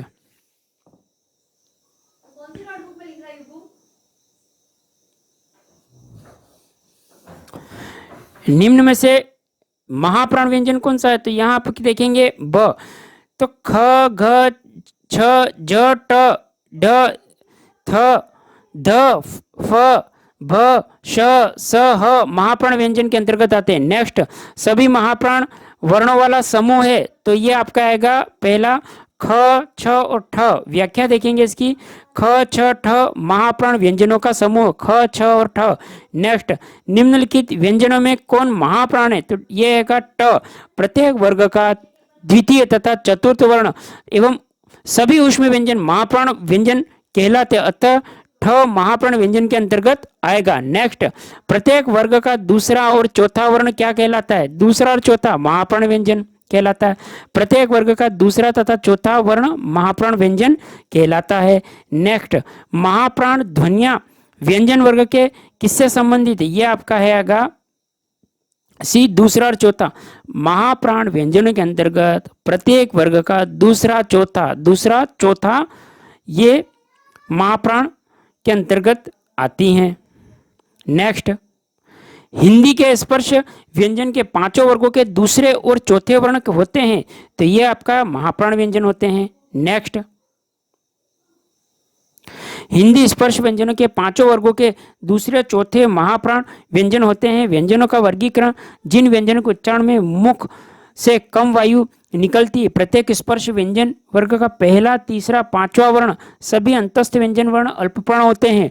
महाप्राण व्यंजन, जिन व्यंजनों के उच्चारण में मुख से हकार जैसी ध्वनि अर्थात अधिक वायु निकलती उन्हें महाप्राण व्यंजन कहते हैं। प्रत्येक स्पर्श व्यंजन वर्ग का दूसरा, चौथा वर्ण सभी ऊष्म वर्ण महाप्राण व्यंजन होते हैं। घोष, सघोष व्यंजन, स्वर तंत्रियों के बीच वायु के घर्षण के साथ उच्चारित ध्वनि प्रत्येक स्पर्श व्यंजन वर्ग का तीसरा, चौथा, पांचवा वर्ण य, र, लव और ह वर्ण घोष वर्ण होते हैं। नोट, सभी स्वर घोष वर्ण होते हैं। नेक्स्ट, अघोष व्यंजन, जिन ध्वनियों के उच्चारण में स्वर तंत्रियों के बीच घर्षण नहीं होता है प्रत्येक स्पर्श व्यंजन वर्ग का पहला, दूसरा वर्ण तथा श, स वर्ण अघोष होते हैं। नोट, घोष में जहां नाद का उपयोग होता है वहीं अघोष में केवल श्वास का उपयोग होता है। नेक्स्ट, क व्यंजन है। क व्यंजन आपके है अघोष। क अघोष व्यंजन है। प्रत्येक स्पर्श व्यंजन वर्ग के प्रथम और द्वितीय वर्ण तथा श, स अघोष व्यंजन होते हैं। इन ध्वनियों के उच्चारण में स्वर तंत्रियों में कंपन नहीं होता। अघोष वर्ण। नेक्स्ट है, हाँ अघोष वर्ण का है, निम्न में से कौन सा वर्ण अघोष है? तो ये आपका है च। यहां देखेंगे व्याख्या, जिन व्यंजन वर्णों के उच्चारण में स्वर तंत्रियों के झंकृत होती है वे घोष और जिनमें ऐसी झंकृत नहीं रहती हैं वे अघोष कहलाते हैं। क, ख, च, छ, ट, ठ, त, थ, प, फ, श, स ये सभी वर्ण अघोष की श्रेणी में आते हैं। नेक्स्ट, निम्न में से कौन सा वर्ण अघोष है? तो ये आपका होगा क। व्याख्या इसकी देखेंगे, जिन ध्वनियों के उच्चारण में वायु के गले से निकलने पर स्वर तंत्रियों में कंपन नहीं होता है उन्हें अघोष कहा जाता है। व्यंजन वर्गों के पहले व दूसरे व्यंजन को अघोष कहा जाता है जैसे क, ख, च, छ, ट, ठ, त, थ, प, फ, श, स इत्यादि। नेक्स्ट, अघोष वर्ण कौन सा है? तो डी है स। दिए गए वर्णों में स क्या है? एक अघोष वर्ण है।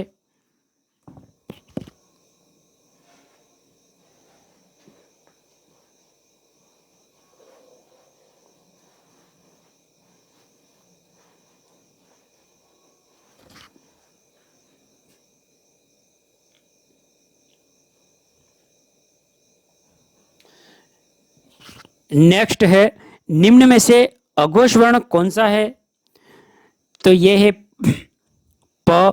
दिए गए वर्णों में प अघोष वर्ण है। नेक्स्ट, निम्नलिखित ध्वनियों में से कौन सुमेलित नहीं है? तो स ऊष्म, ग सघोष व्यंजन, फ महाप्राण व्यंजन, ठ अघोष व्यंजन, स ऊष्म व्यंजन, अतः विकल्प सी सही है।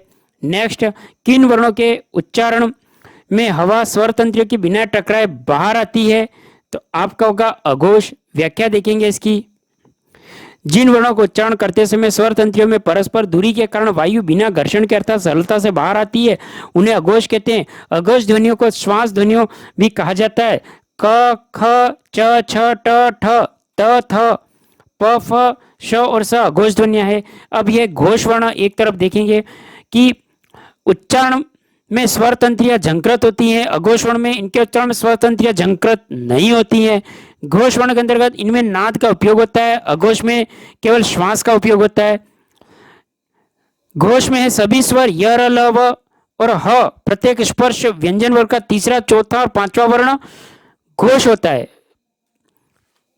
तीसरा, चौथा और पांचवा घोष होता है। अघोष में होता है श श स, श श स तथा प्रत्येक स्पर्श व्यंजन वर्ग का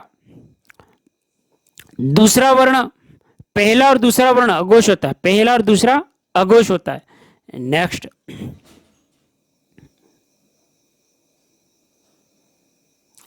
जिन व्यंजनों के उच्चारण से स्वर तंत्रियों में गूंज पैदा न हो वे होते हैं अघोष। जिन व्यंजनों के उच्चारण में स्वर तंत्रियों में गूंज पैदा नहीं होती उन्हें अघोष कहते हैं। जिसके अंतर्गत प्रत्येक वर्ग के प्रथम और द्वितीय वर्ण आते हैं।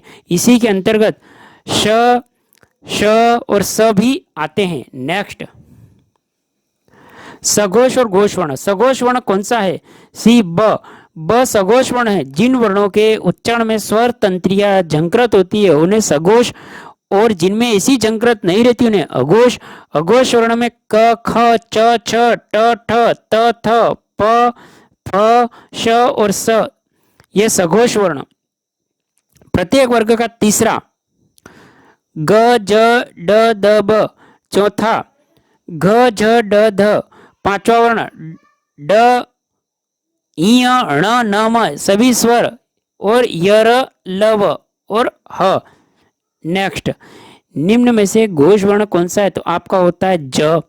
यहां देखेंगे ग ज ड द ब, घ झ ड ध ब, अंग इ ण न म य र ल व ह सभी स्वर घोष वर्ण हैं। नेक्स्ट, हिंदी भाषा की कुल वर्ण लिपियां, तो यहाँ होता है आपके 52।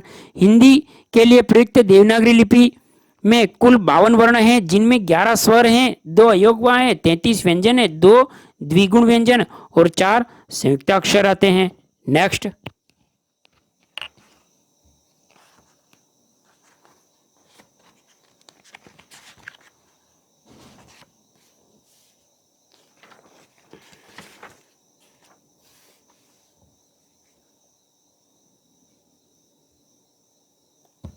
वह वर्ण है, तो यहाँ आपके है दंतोष्ठ, जिनका उच्चारण निचले होंठों के साथ दांतों से मिलने से होता है, दंतोष्ठ वर्ण कहलाते हैं। उदाहरण के अनुसार आप देखेंगे कि जिन, उदाहरण के अनुसार व। नेक्स्ट है, जिन ध्वनियों की गणना न स्वर में की जाती हो, न व्यंजन में, उसे क्या कहते हैं? तो ये आपका आ जाएगा अयोगवाह। व्याख्या देखेंगे कि जिन ध्वनियों की गणना न स्वर से की जाती हो, न व्यंजन में, अयोगवा कहा जाता है। अनुस्वार में अंग, विसर्ग, अनुनासिक, अयोगवा ये स्वरों के साथ व्यंजनों के साथ नहीं जुड़ते, परंतु वर्णमाला में इनकी गणना होती है। अयोगवा कहा जाता है, तो अयोगवा विसर्ग को कहा जाता है। अब व्याख्या देखेंगे, अनुस्वार में अ और विसर्ग अह एवं अनुनासिक को अयोगवा कहते हैं। ये ध्वनियां न तो स्वर है न व्यंजन है, फिर भी अर्थ का वहन करती हैं। पंडित किशोरीदास वाजपेयी के शब्दों में इनकी स्वतंत्र गति नहीं है, इसलिए ये स्वर नहीं है, और व्यंजनों की तरह ये स्वरों के पूर्व नहीं है, पश्चात आते हैं, इसलिए व्यंजन नहीं है। वर्णों की 2 श्रेणियां, किसी के साथ इनका जातीय योग नहीं है, इसलिए इन दोनों ध्वनियों को अयोगवा कहते हैं।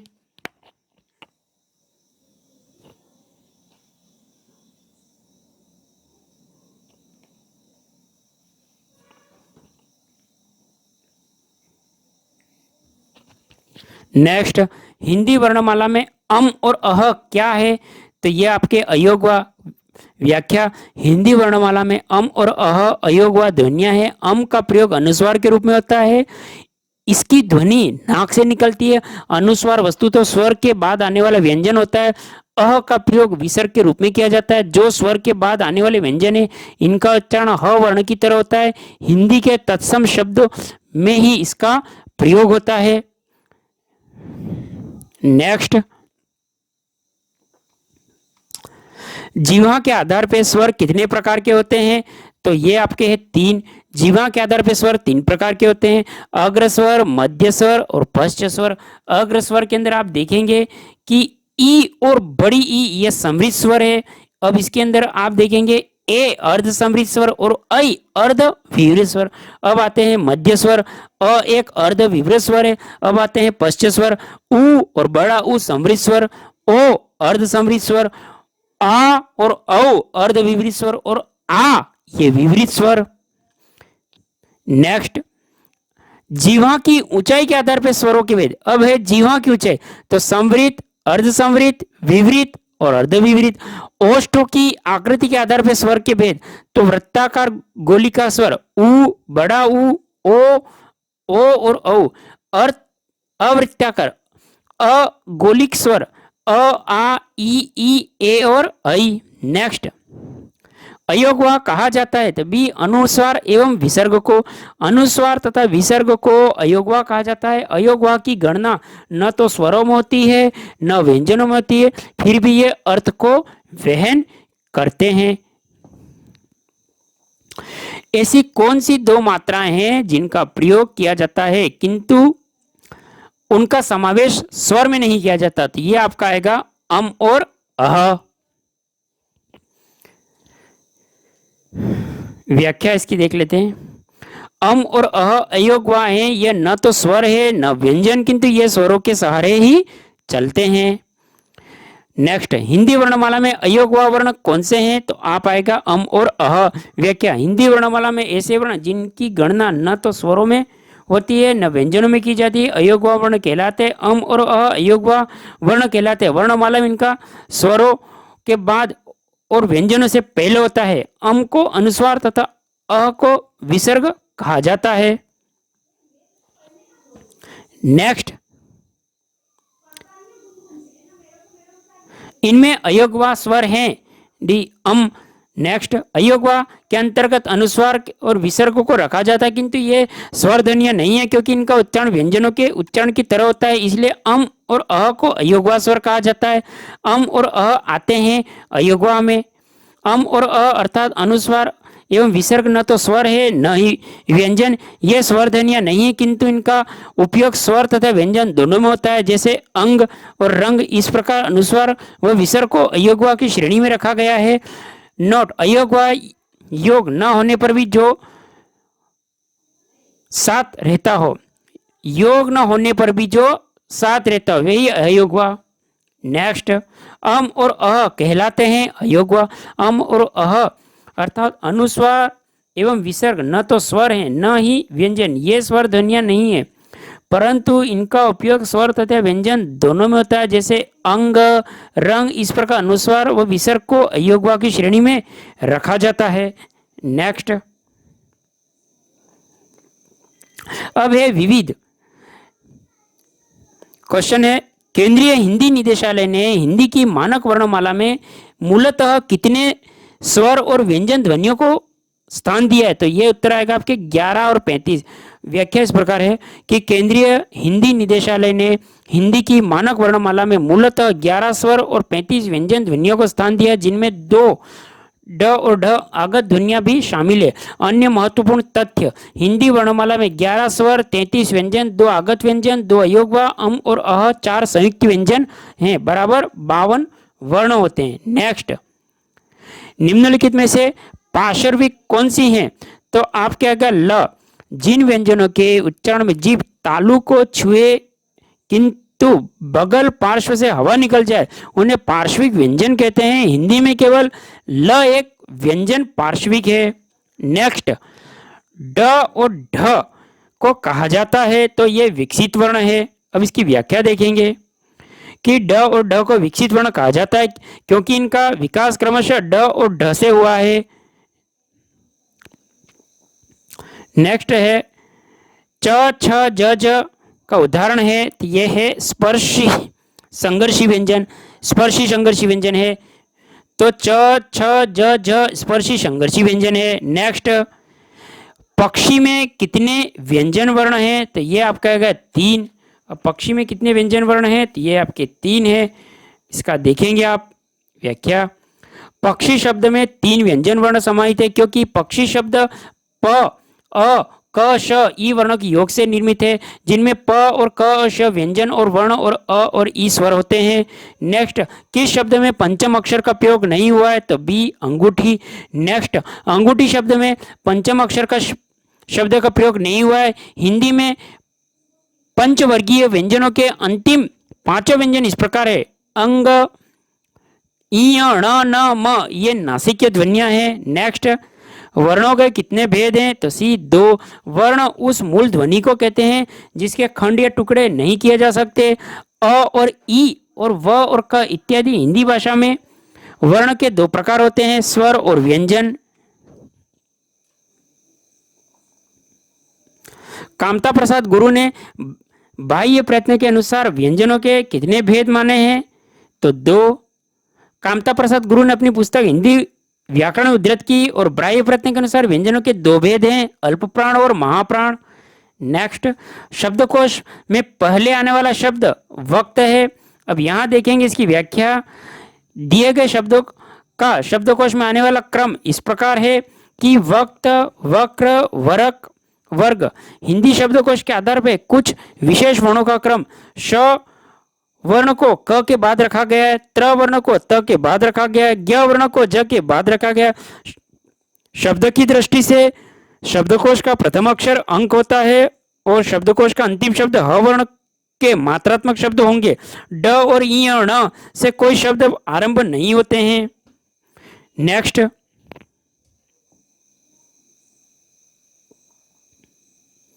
निम्नलिखित में से किसके अभाव में हम पढ़ नहीं सकते, तो ये है वर्णमाला की क्रमबद्धता का ज्ञान। वर्णमाला की क्रमबद्धता का ज्ञान के अभाव में हम पढ़ नहीं सकते। नेक्स्ट र धन म का रूप है, तो ये है म्र। म्र र तथा म मिलकर मृ बनेगा। म के ऊपर री की रकार वाली र वाली मात्रा लगेगी। नेक्स्ट अनुनासिक व्यंजन कौन से हैं, तो ये है वर्ग का पंचम अक्षर। वर्ग के जो पंचम अक्षर है ये अनुनासिक व्यंजन है। देख लें इसकी व्याख्या। अंग, इ, ण, न, म ये अनुनासिक जो व्यंजन है पंचमा अक्षर हैं, वर्ग के 5वें अक्षर हैं। नेक्स्ट हिंदी में अनुस्वार किस ध्वनि का सूचक नहीं है, तो ये है आपके य, ड, इ, ण अनुस्वार ही सूचक ध्वनियां, जबकि य अंतस्थ व्यंजन है। नेक्स्ट इनमें से कौन सी देवनागरी लिपि वर्ण ध्वनि नहीं है, तो ये है ग्रीवा ध्वनि। नेक्स्ट ग्रीवा ध्वनि देवनागरी लिपि की वर्ण ध्वनि नहीं है। आप देखेंगे कि मूर्धा ट वर्ग आदि कंठ क वर्ग एवं दंतोष्ठ व देवनागरी लिपि की वर्ण ध्वनियां है। नेक्स्ट हिंदी की स्पर्श घोष और महाप्राण ओष्ठ व्यंजन ध्वनि है। ब स्पर्श घोष महाप्राण तथा ओष्ठ व्यंजन है। नेक्स्ट आधुनिक व्याकरण की दृष्टि से ब वर्ण का विशिष्ट है, तो आप देखेंगे दंतोष्ठ, स्पर्श, अल्पप्राण, घोष और निनुनासिक। आधुनिक व्याकरण की दृष्टि से ब वर्ण का विशिष्ट दंतोष्ठ, स्पर्श, अल्पप्राण, घोष और निनुनासिक है। नेक्स्ट क व्यंजन के विषय में निम्न में से कौन सा सही है, तो अल्पप्राण, अघोष, स्पर्शी और कंठ ध्वनियां हैं। क व्यंजन वर्ण अल्पप्राण भी है, अघोष भी है, स्पर्शी भी है और कंठ ध्वनि है। नेक्स्ट पाणिनि शिक्षा में ध्वनियों को वर्गीकृत करने में 5 आधार स्वीकार किए गए हैं, जो हैं आपके स्वर, काल, स्थान, प्रयत्न और अनुदान। ये देखेंगे डी पाणिनि के अनुसार ध्वनियों को वर्गीकृत करने में 5 आधार स्वीकार किए गए। तो डी है आपका स्वर, काल, स्थान, प्रयत्न और अनुप्रदान। अब इसकी व्याख्या देखेंगे कि पाणिनि ने लिखा है कि आत्मा बुद्धि के आधार पर अर्थों को जानकर दूसरों को बताने की इच्छा मन को प्रेरित करती है। प्राण वायु उर स्थल में आहत होकर मंद स्वर को उत्पन्न करता है। कंठ में टकराकर मध्यम स्वर सिर से टकराकर तार स्वर बनता है। वहीं मुख का आकर वर्ण बनता है। वर्णों के विभाग भी स्वर से काल के स्थान पर प्रयत्न को अनुप्रदान तय होते हैं। नेक्स्ट, व का उच्चारण स्थान होता है दंतोष्ठ। दांत से जीभ और होठों के कुछ योग से बने जो बोले जाने वाला वर्ण दंतोष्ठ कहलाता है। वह इस वर्ग में शामिल है। नेक्स्ट, जीवा की नोक जब ऊपर के दांतों की पंक्ति के सामने वाले दांत के ऊपरी हिस्से में संपर्क में आकर वायु के प्रवाह को अवरुद्ध करती है, ऐसे उच्चारण स्थान को क्या कहा जाता है? तो वत्सर्य। जीवा की नोक जब ऊपर के दांतों की पंक्ति के सामने वाले दांत के ऊपरी हिस्से में दंत मूल के संपर्क में आकर वायु के प्रवाह को अवरुद्ध करती है, तो ऐसे उच्चारण स्थान को वत्सर्य कहते हैं। नेक्स्ट, दंतोष्ठ ध्वनि कौन सी है? तो ये है वह दंतोष्ठ ध्वनि है। यह तालव्य ध्वनि है। फ ओष्ठ ध्वनि और र मूर्धन्य ध्वनि। देखेंगे आप हिंदी शब्दकोश में श का क्रम किस वर्ण के बाद आता है? तो क। डॉक्टर हरदेव बिहारी की पुस्तक राजपाल हिंदी शब्दकोश के अनुसार सर्वप्रथम क शब्द, तत्पश्चात क, इसके बाद में श वर्ण आता है। नेक्स्ट, प्र में पूर्ण वर्ण है तो बी र। प्र में र पूर्ण वर्ण है, वो प तथा र मिलकर प्र बनता है। नेक्स्ट, कौन से शब्द में र व्यंजन नहीं है? तो डी मातृभूमि। मातृभूमि में र व्यंजन नहीं। मात्र में त्र के नीचे लगा हुआ स्वर री है। न व्यंजनों न की व्यंजन। अन्य विकल्पों में र व्याप्त है। एक बार फिर से देखेंगे कि कौन से शब्द में र व्यंजन नहीं है।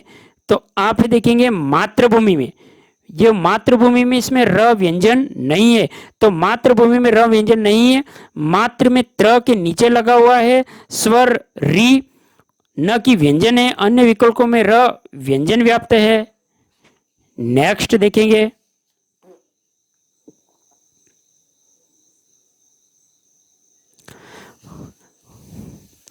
उत्क्षिप्त व्यंजन छाटिए। तो उत्क्षिप्त व्यंजन में है ढ। जिस वर्ण के उच्चारण में समय जीभ के अग्रभाग को ऊपर की ओर उठाकर झटके से नीचे लाना पड़े, उत्क्षिप्त व्यंजन कहते हैं। इनकी संख्या 2 है, ड और ढ।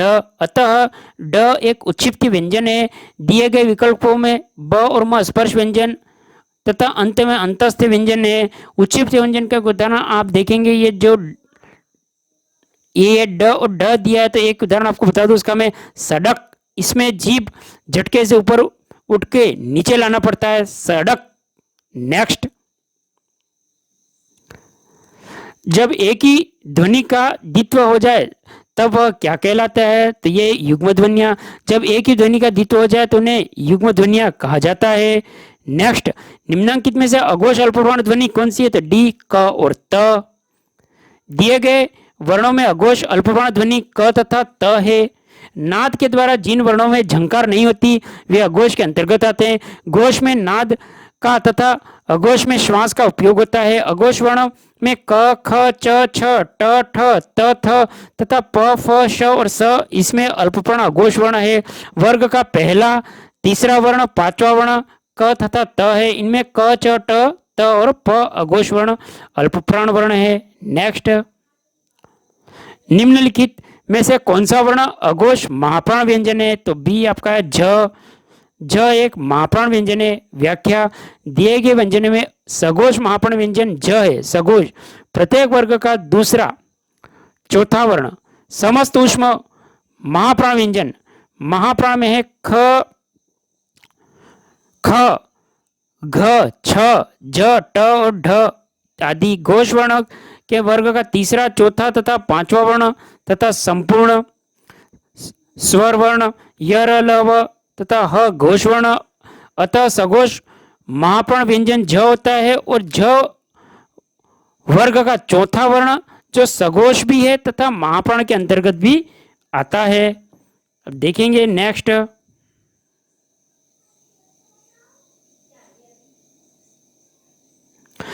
स्वर रहित व्यंजन को लिखते समय उसके नीचे लगाते हैं तो हलंत। आप देखेंगे इसकी व्याख्या, स्वर रहित व्यंजन लिखते समय उसके नीचे हलंत चिन्ह का प्रयोग किया जाता है, जैसे क, च, प, म। नोट, अनुस्वार और विसर्ग व्यंजन है जो स्वर के बाद तथा स्वर से स्वतंत्र प्रयुक्त होते हैं। हिंदी वर्णमाला में कुछ चिन्ह हैं, अनुनासिक, अनुस्वार, विसर्ग और प्लुत। हल चिन्ह का प्रयोग स्वर सहित व्यंजन का स्वर रहित व्यंजन बनाने में किया जाता है। निम्न में से कौन सा व्यंजन स्पर्श संघर्षी नहीं है? तो ए ज व्यंजन स्पर्श संघर्षी है। अनुनासिक आधुनिक पारिभाषिक शब्दावली में स्पर्श संघर्षी व्यंजन 4 हैं, च, छ, ज और झ। नेक्स्ट, सभी स्पर्श व्यंजन कौन से समूह में हैं? तो है क, च, प और द। व्याख्या, क, च, प, द स्पर्श व्यंजन है। क से लेकर म तक के व्यंजन स्पर्श व्यंजन है जिनकी संख्या 25 है।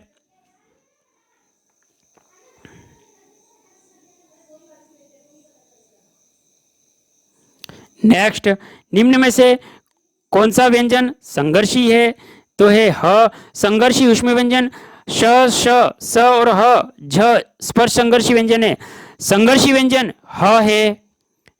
नेक्स्ट, व्याख्या इसकी, जिन वर्णों को बोलते समय वायु संघर्ष पूर्वक बाहर निकलती है उन्हें संघर्षी व्यंजन कहते हैं, जैसे कि श, श, स और ह ये संघर्षी व्यंजन है। अतः दिए गए विकल्पों में ह संघर्षी व्यंजन है, जबकि च स्पर्श संघर्षी व्यंजन है, प स्पर्श व्यंजन है, व संघर्षहीन यह अंतस्थ व्यंजन है। नेक्स्ट, अर्ध स्वर वाला व्यंजन अलग कीजिए। तो यह है य। अर्ध वे वर्ण जो उच्चारण के अवरोध की दृष्टि से स्वर और व्यंजन के बीच होते हैं। अर्ध स्वरों को अंतस्थ व्यंजन भी कहा जाता है। हिंदी वर्णमाला में अर्ध स्वर य, र, ल, व, य, र, ल, व अर्ध स्वर है। नेक्स्ट, र का विवरण है तो व वत्सर्य लुंठित सघोष अल्पप्राण व्यंजन, वत्सर्य लुंठित सघोष अल्पप्राण व्यंजन, र वर्ण वत्सर्य लुंठित सघोष अल्पप्राण व्यंजन है। नेक्स्ट, निम्न में से कौन सा व्यंजन पार्श्विक है? तो यह है ल एक पार्श्विक व्यंजन है। य व अर्धस्वर, य और व अर्धस्वर, ल पार्श्विक व्यंजन जिसके उच्चारण में आवाज जीभ के पार्श्व अर्थात बगल से निकल जाए। झ तालव्य सघोष महाप्राण, श तालव्य अघोष महाप्राण। नेक्स्ट, इनमें से कौन सा शब्द दीर्घ मात्रा वाला है? तो आप देखेंगे बैल और वेल, बैल और वेल।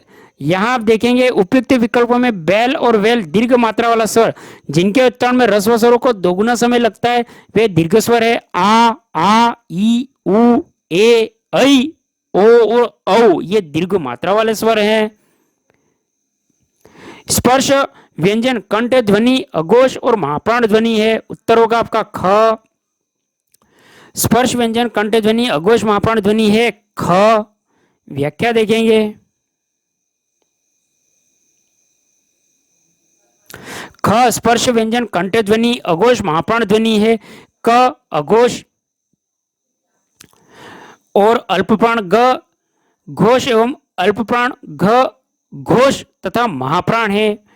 ख स्पर्श व्यंजन कंठ ध्वनि अघोष और महाप्राण ध्वनि, क अघोष एवं अल्पप्राण, ग घोष अल्पप्राण और घ घोष तथा महाप्राण।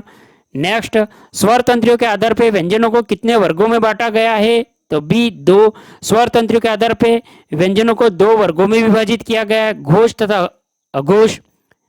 हिंदी वर्णमाला में छ और ड के बीच कौन सा अक्षर होता है? तो ये होता है बी ई।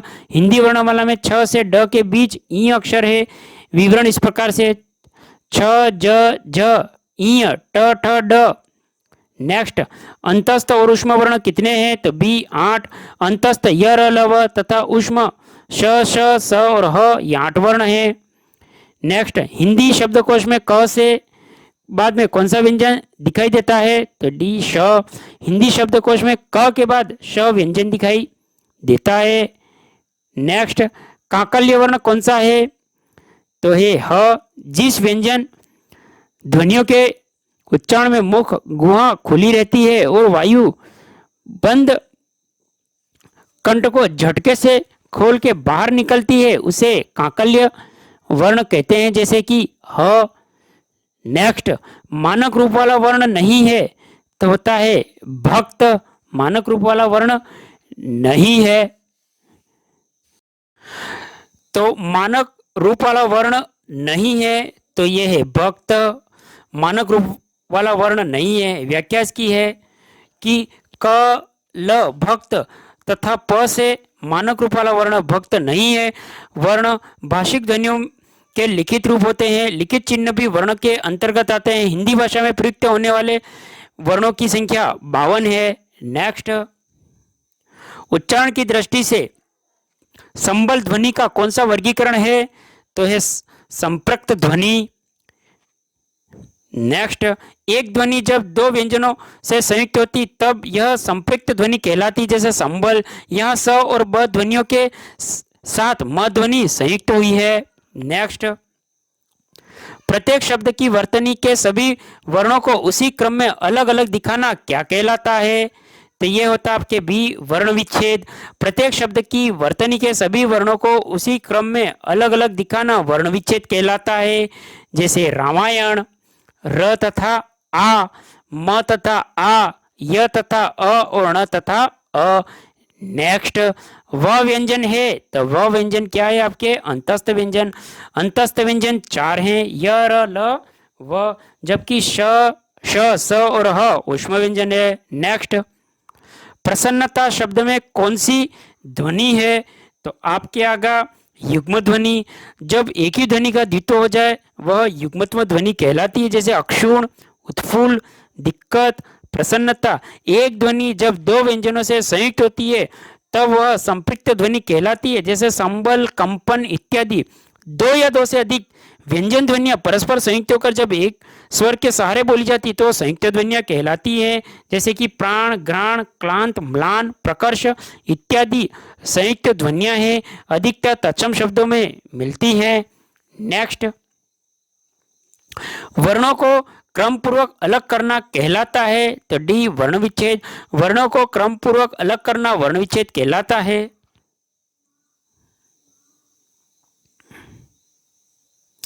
वर्णों को क्रम पूर्वक अलग करना क्या कहलाता है? तो वर्ण विच्छेद। वर्णों को क्रम पूर्वक अलग करना कहलाता है वर्ण विच्छेद कहलाता है। स्वर या व्यंजन शब्दों को अलग करना ही वर्ण विच्छेद कहलाता है, जैसे कि नमक का वर्ण विच्छेद न धन अ, म धन अ, क धन अ होगा। वर्णों के क्रम को वर्णमाला दो वर्णों के मेल से उत्पन्न होने वाले विकार को संधि तथा उनको अलग अलग कर दोनों देना विच्छेद कहलाता है। नेक्स्ट देखेंगे, उच्चारण की दृष्टि से वह ध्वनि है तो दंतोष्ठ।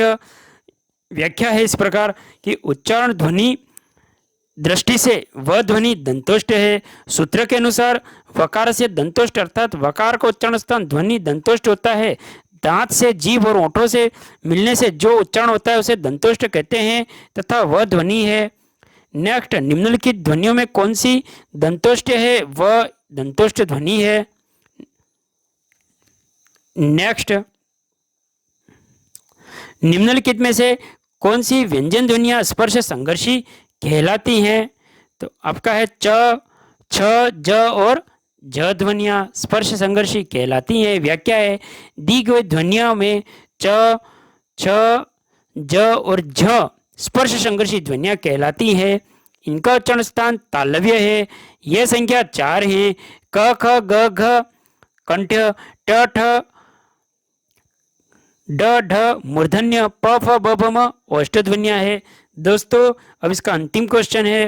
दोस्तों, अगर आप हमारे चैनल पर पहली बार आए हैं तो कृपया चैनल को सब्सक्राइब कर लें, वीडियो को लाइक कर लें और इस वीडियो को अपने सभी ग्रुपों में शेयर कर लें। दोस्तों, यह एकदम बिल्कुल निःशुल्क है, तो आप चैनल पर सब्सक्राइब करें, वीडियो को लाइक करें, जिससे आने वाले और बेल वाले नोटिफिकेशन घंटी को ऑन करें, जिससे नेक्स्ट वीडियो की नोटिफिकेशन आपको प्राप्त हो जाए। और नेक्स्ट टॉपिक हमारा होगा संज्ञा, अध्याय 3 संज्ञा पढ़ेंगे इसके बाद में। क्वेश्चन है आपका, ड और ड ध्वनियों के विषय में कौन सा कथन शुद्ध है? तो आप क्या कहा बी, ये मूर्धन्य उक्षिप्त ध्वनियां है। ड और ड मूर्धन्य उक्षिप्त ध्वनियां है, ये अल्पप्राण ध्वनियां है।